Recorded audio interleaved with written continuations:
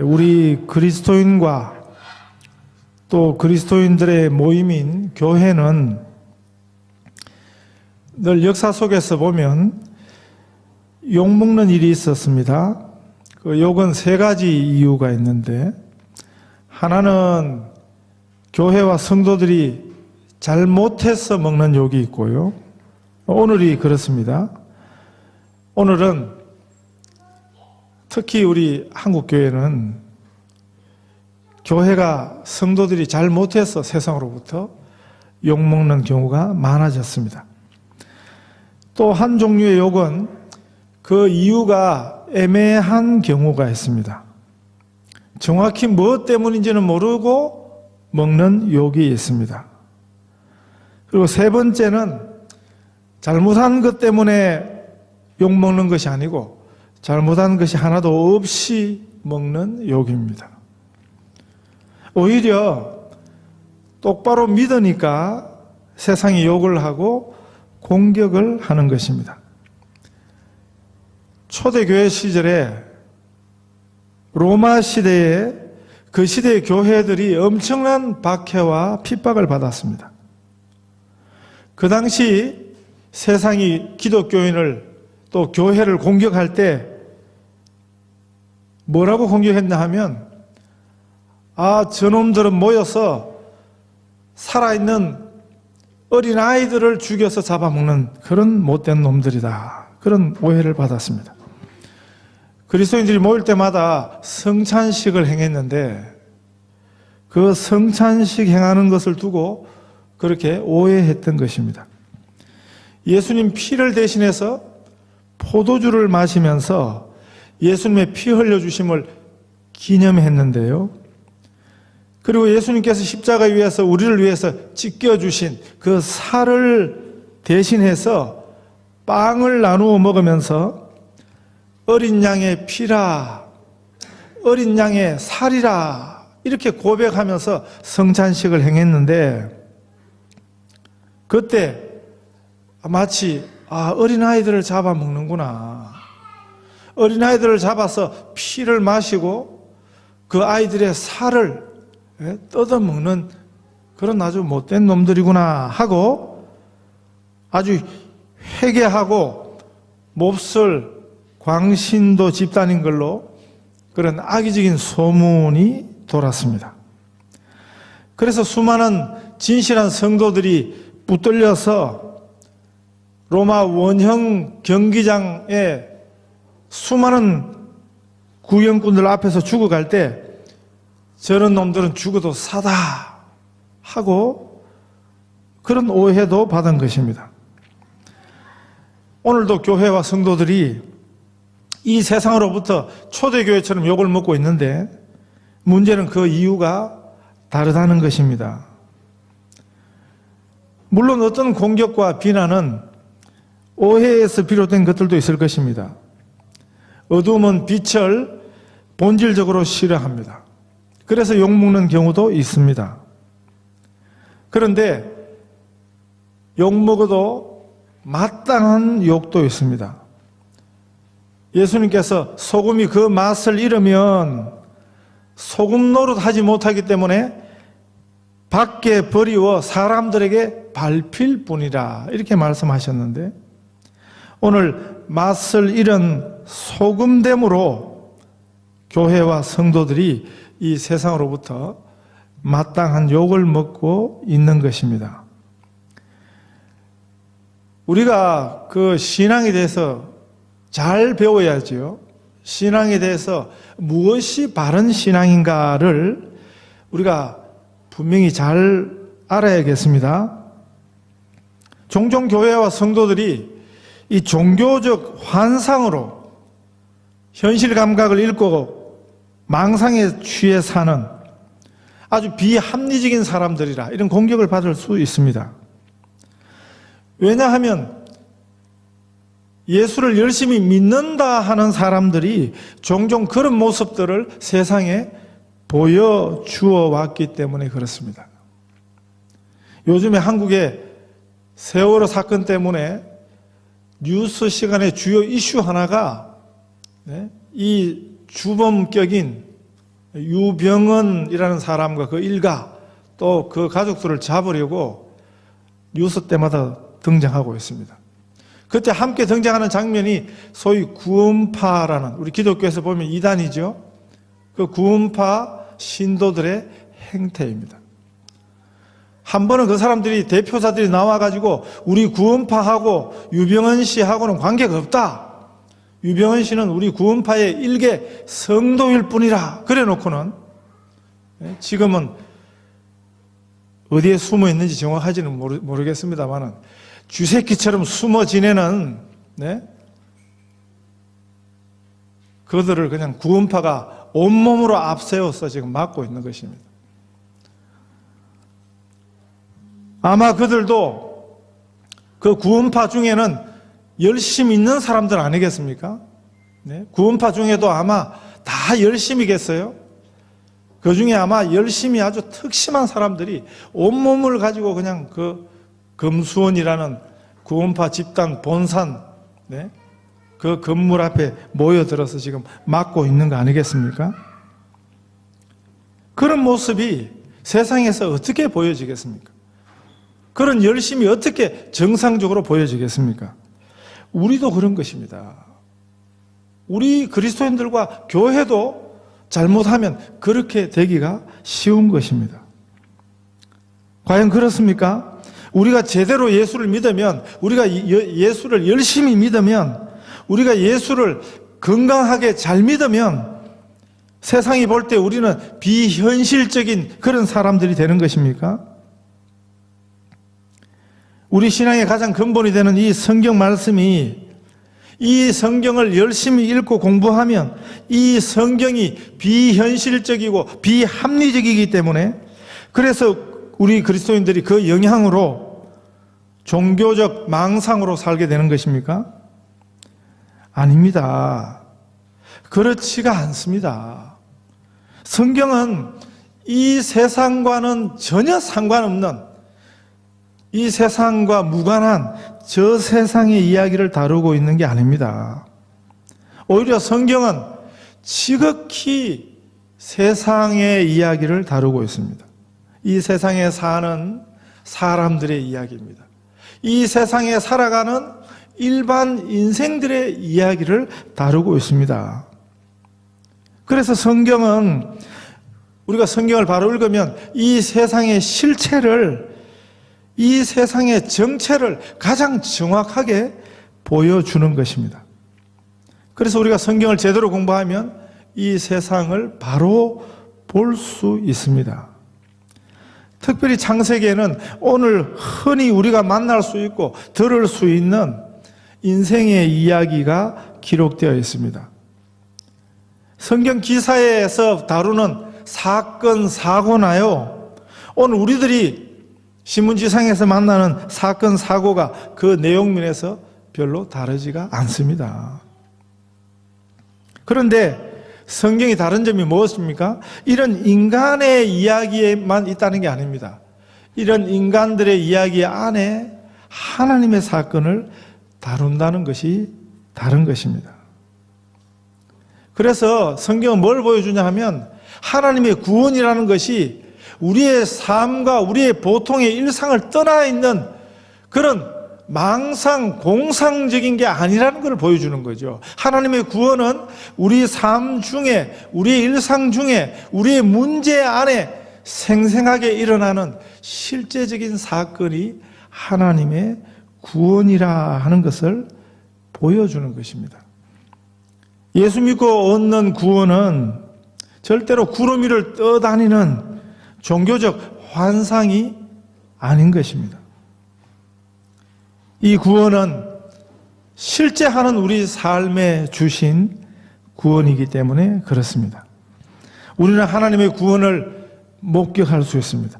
우리의 손으로 만질 수 있습니다. 우리는 하나님의 구원을 우리 온 삶으로, 온 몸으로 체험하고 누릴 수 있습니다. 동화책은 어릴 적에 읽는 것입니다. 대학생이, 어른이 동화책만 읽고 있다면 그건 문제가 있는 것입니다. 서울에 가면 공주 카페가 있대요. 그 집에 들어가면 다 공주 대접을 받는답니다. 종업원들도 시녀 복장을 하고 들어오면 그냥 어서 오세요 이런 인사가 아니고 왕한테 드리는 그런 인사를 하고요. 그리고 들어가면 옷부터 갈아입힌대요. 동화 속에 나오는 공주 드레스를 입고, 그리고 옆에 시녀로 분장한 종업원들이 공주님 공주님 하면서 서빙을 한답니다. 그 정도는 봐줄만 합니다. 한 번쯤 재미난 경험을 위해 가지고 그런데 들어가는 거 한 번쯤 그건 봐줄만 합니다. 그런데 문제는 바깥에서도 공주처럼 해다니는 여자들이 많아졌답니다. 아무리 공주 같은 외모를 가졌도 그런 모양을 하고 그런 행세를 하면 얼마나 사람들이 짜증이 나겠습니까? 그건 스스로 공주로 착각해서 공주 옷을 입고 공주가 신는 신발을 신고 공주 가방을 해서 들고 다니면 그거는 공해인 것입니다. 공해. 현실을 제대로 파악하지 못한 삶, 그건 절대 아름다운 것이 아닙니다. 하나님의 구원이, 우리의 신앙이, 복음이 우리의 삶과 무관하다면 그거는 아름다운 것이 아닙니다. 그건 단지 종교적 환상과 착각에 불과한 것입니다. 어떻게 종교적 환상과 착각이 복음이 될 수 있겠습니까? 성경은 복음에 대해서 뭐라고 말씀하십니까? 복음은 우리 삶에 실제하는 하나님의 능력입니다. 큰 소리만 땅땅 쳤지 실제로는 힘이 하나도 없는 그런 우스운 능력이 아니라 우리 삶의 현장에서 만나는 생생한 하나님의 능력입니다. 그것이 복음입니다. 이런 이해를 가지고 성경을 대하는데 불구하고 설교하는 목사로서 참 다루고 싶지 않은 본문이 있습니다. 오늘 같은 본문입니다.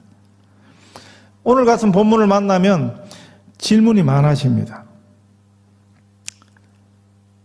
왜 하나님께서 성경의 원저자이신 성령님이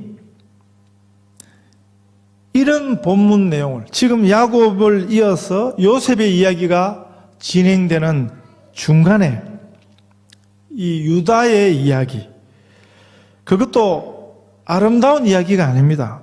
보통보다도 더 질이 떨어지는, 그리고 직설적으로 표현하면 아주 난잡해 보이는 이 이야기를 오늘 왜 우리에게 들려주시는가 하는 질문을 하게 되는 것입니다. 그 이유는 이렇습니다. 신약 성경의 첫 번째 책이 아시는 것처럼 마태복음입니다. 그 마태복음 1장 1절에 아브라함과 다윗의 자손 예수 그리스도의 세계라 그러면서 메시아이신 예수님의 족보를 소개하고 있습니다. 누가 누구를 낳고 그 낳고를 거듭하다가 그래서 예수님이 이 세상에 다윗의 후손으로, 다윗의 자손으로 이 세상에 태어나셨다는 기록입니다. 그 족보 내용이 참 재미가 없습니다. 마음 놓고 신약이라도 한번 읽어봐야겠다 하다가 1장에서 받쳐가지고 포기하는 분들 많이 봤습니다. 그런데 우리가 이 족보 기록의 표현을 천천히 읽어가다 보면 우리 눈을 끄는 특이한 표현들이 있습니다. 이 마태복음은 유대인 독자들을 위해서 쓴 것인데 그것을 받아 듣는 유대인들 입장에서는 아주 쇼킹한 표현이 첫 장부터 등장하는 것입니다. 제일 먼저 나온 표현이 3절입니다. 오늘 우리 본문하고 상관이 있습니다. 유다는 다말에게서 베레스와 세라를 낳고 하는 이 표현입니다. 지금 야곱의 12 아들들 중에 한 사람인 그 유다에 대한 이야기거든요. 오늘 우리 본문이 이 창세기 38장이 바로 이 마태복음 1장 3절에 설명이 됩니다. 이 창세기 38장 내용을 읽고 나서 이 마태복음 1장 3절을 읽으면 이렇게 바꾸어 읽을 수 있습니다.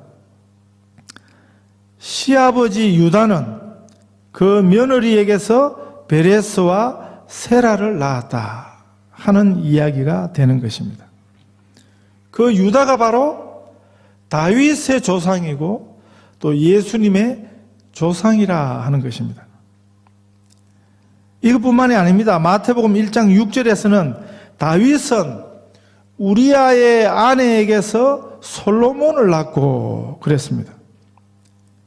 다윗은 우리아의 아내에게서 솔로몬을 낳고, 여기서 말하는 우리아가 누굽니까? 햇사람 우리아입니다. 그는 이스라엘 사람이 아니었습니다. 이방인이었습니다. 그런데도 이스라엘을 위해서 전쟁터에 나가서 싸우고 있던 충성스럽고 신실한 군인이었습니다. 그런데 이 순전한 군인을 다윗이 고의로 죽게 한 것입니다. 왜요? 이 우리아가 다윗 자신과 이스라엘 나라를 위해서 전쟁터에 나가 있는 동안 다윗이 이 충성스러운 자신의 군인의 아내였던 바세바와 간음을 했거든요. 그리고 바세바가 임신을 했습니다.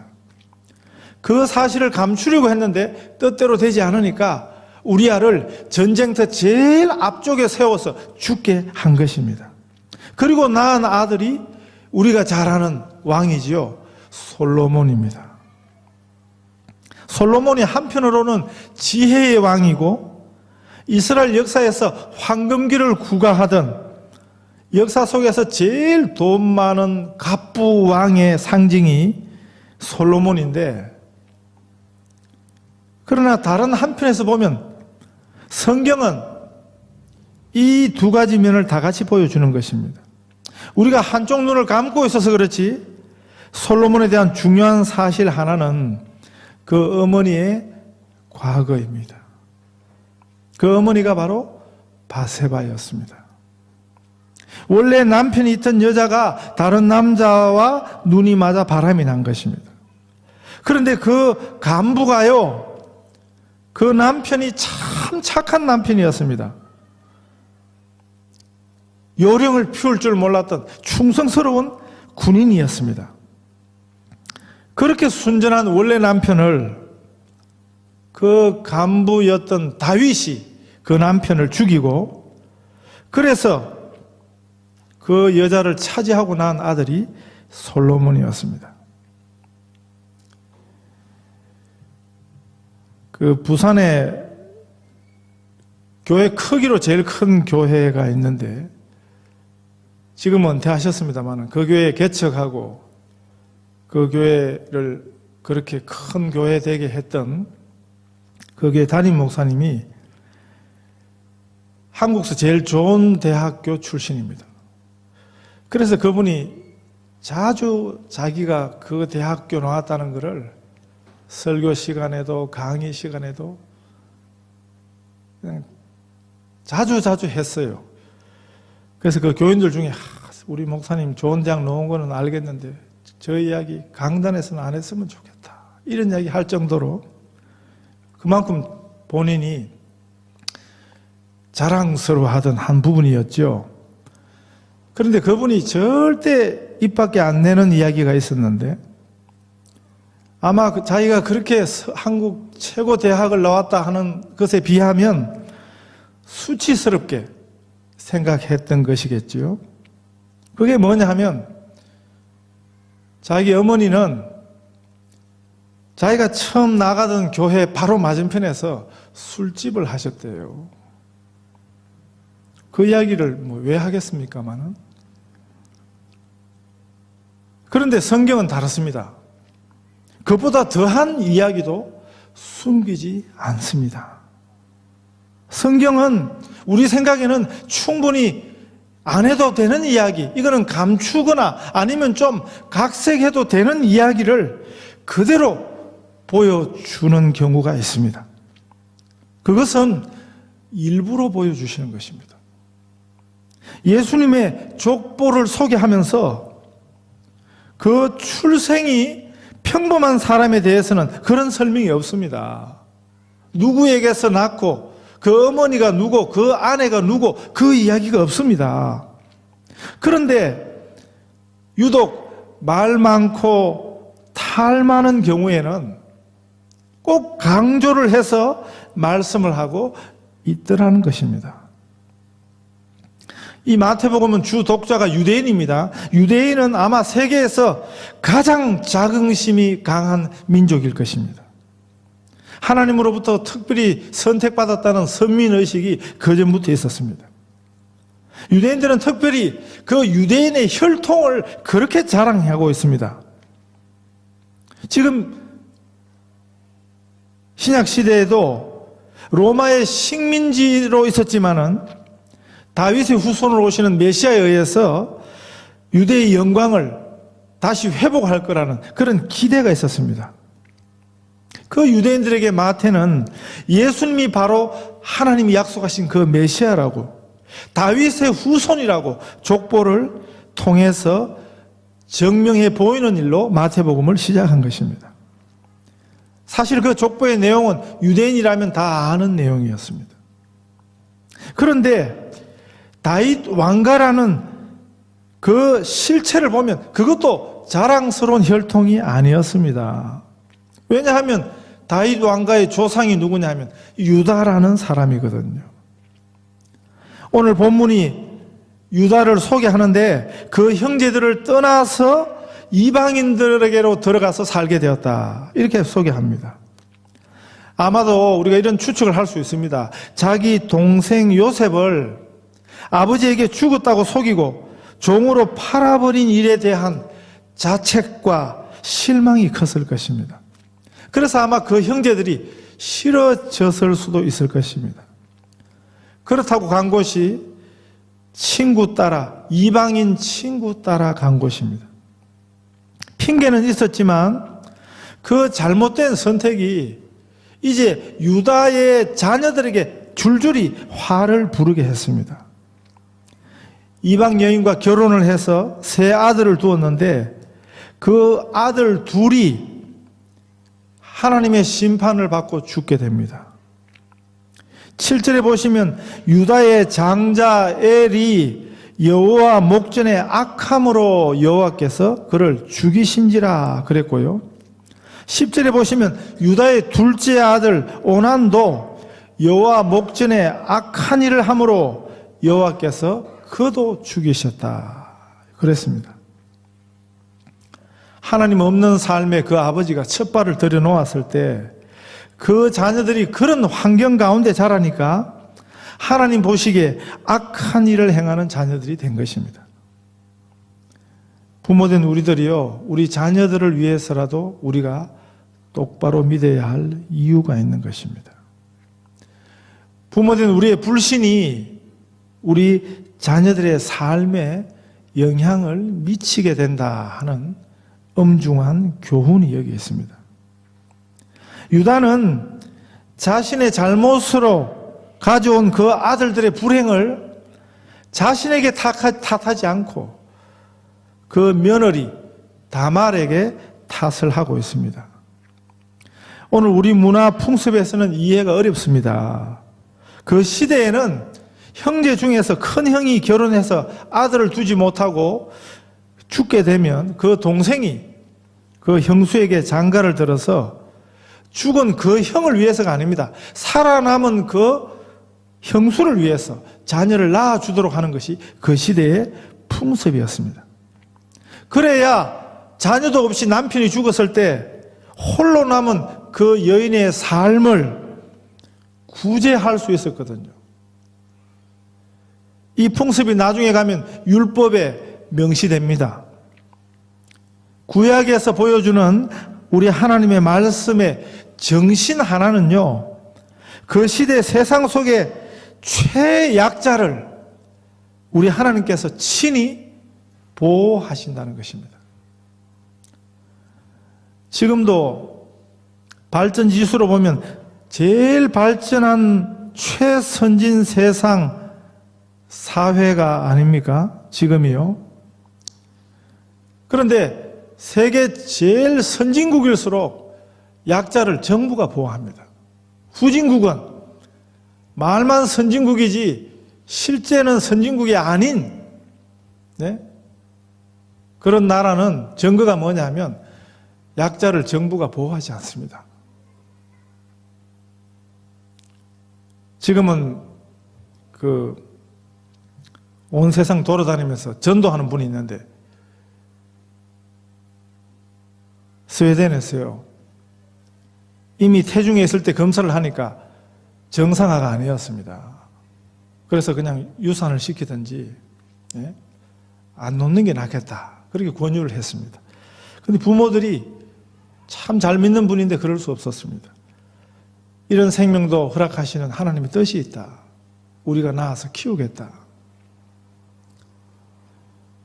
그래서 낳아보니까 몸뚱아리만 있습니다. 몸뚱아리에 머리만 붙어 있습니다. 팔, 다리가 없는 그런 장애아를 낳은 것입니다. 그걸 보고 정부가 나서서 당신들 걱정하지 마세요. 정부가 이 아이를 키우겠습니다. 우리한테 맡겨주세요. 그런데 그 부모가 안 한다 그랬죠. 그런데 그 사람이 지금, 네, 세상을 다니면서 전도하고 있어요. 대학까지 졸업했습니다. 네.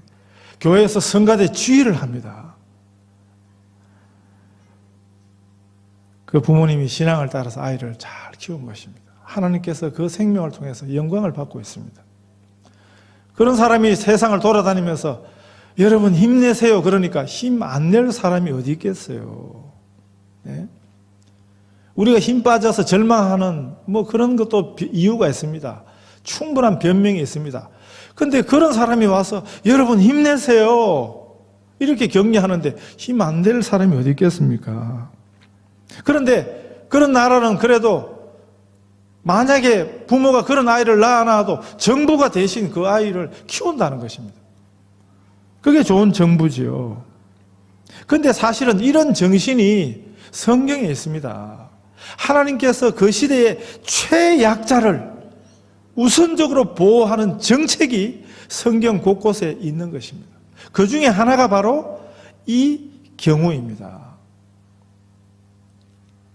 우리는 오늘 우리 문화로, 우리 윤리 생각을 가지고, 우리 도덕 기준으로 보면, 이렇게 기가 막힌 이야기가 있어. 이렇게 생각하시겠지만, 그러나 사실은 이 말씀 배후에는 그 시대 최대 약자를 하나님이 돌보시는 그런 원칙들이 여기 담겨 있는 것입니다. 그 법에 따라서 유다가 둘째 아들을 다말이라는 며느리에게 장가를 드렸는데, 그런데 이번에는 둘째 아들도 죽게 되었습니다. 아들 둘 다 그 아버지로부터 하나님 말씀에 순종하는 것을 배우지 못했습니다. 그래서 그 불행이 온 것입니다. 그래 놓고 그 책임을 며느리에게로 전가하고 있습니다. 그래서 셋째 아들이 있지만 법대로 하면 셋째 아들도 그 며느리에게 장가를 보내야 되지만 핑계를 대고, 어리다는 핑계를 대고 친정으로 보냈습니다. 이제 하나 남은 자기 아들의 생명을 귀히 여긴다고 남의 집 귀한 딸은 그렇게 친정에서 혼자 살아가도록 내버려 둔 것입니다. 그런 작정을 한 것입니다. 이런 유다의 처신들이 다 옳지 않았습니다. 그런데 오늘 다 읽질 않았습니다만 오늘 본문 이후에 보면 다말은 다말대로 그 시아버지의 아이를 낳아서라도 자신의 남은 삶에 보험을 들려 했습니다. 그래서 그때부터 이 다말은요, 성경에서 나오는 음란한 여인의 대명사가 됩니다. 성경에서, 특히 구약에서 음란한 여인 2명이 있거든요. 한 사람이 호세아 선지의 아내 고멜이고, 또 한 사람이 바로 이 유다의 며느리로서 시아버지 자녀를 낳은 다말입니다. 오늘 우리식으로 표현하면 이 유다의 집안이 얼마나 콩가루 집안입니까? 그런데 이런 집안, 이런 인간의 지독한 실패한 혈통을 타고 우리 예수님이 오셨습니다. 그래서 복음은 신비인 것입니다. 하나님의 은혜는 이런 인간의 지독한 실패보다도 더 크다 하는 것을 보여주시는 것입니다. 다말이 그 시아버지의 아이를 낳았는데 쌍둥이 아들을 낳았습니다. 그 아들들의 이름이 하나는 베레스라 그랬고 또 다른 하나는 세라였습니다. 그런데 그 베레스가 다윗의 조상이 됩니다. 마태복음 1장 족보에는요, 그 사이에 라합이라는 여인과 또 우리가 아는 룻이라는 여인의 이름을 소개하고 있거든요. 다말도 라합도 룻도 다 다윗의 할머니들이에요. 다윗의 할머니라는 소리는 예수님의 할머니들이라는 소리입니다. 그런데 라합은 여리고성의 장녀였습니다. 룻은 모압 출신의 이방인 과부였습니다. 그리고 솔로몬을 낳은 바세바도 이방 여인이었습니다. 유대인들이 혈통 따질 형편이 못 됩니다. 본장은 읽기에도 거북한 퇴폐 기사처럼 보입니다. 놀랍게도 그렇게 태어난 다말의 아들 베레스가 다윗의 조상이 됩니다. 그래서 예수님의 족보에는 유다는 다말에게서 베레스와 세라를 낳고, 이게 마태복음 1장 3절에 기록이 되어 있는 것입니다. 여기서 우리는 뭘 봅니까? 인간의 불의, 인간의 지독한 실패를 능가하는 그 실패보다 더 크신, 청량할 수 없는 하나님의 크신 은혜가 무엇인지를 보게 되는 것입니다. 우리 삶에 있는 처참한 실패 가운데서도 일하시는 하나님의 구원의 역사를 이렇게 만나게 되는 것입니다. 오늘 본문이 바로 우리 하나님의 크신 은혜를 우리에게 보여주는 것입니다. 우리의 지독한 실패보다 우리 하나님의 은혜가 훨씬 더 크신 것입니다. 이 사실을 우리가 기억함으로 이번 한 주간도 이 하나님의 은혜 안에 사시기를 축복합니다.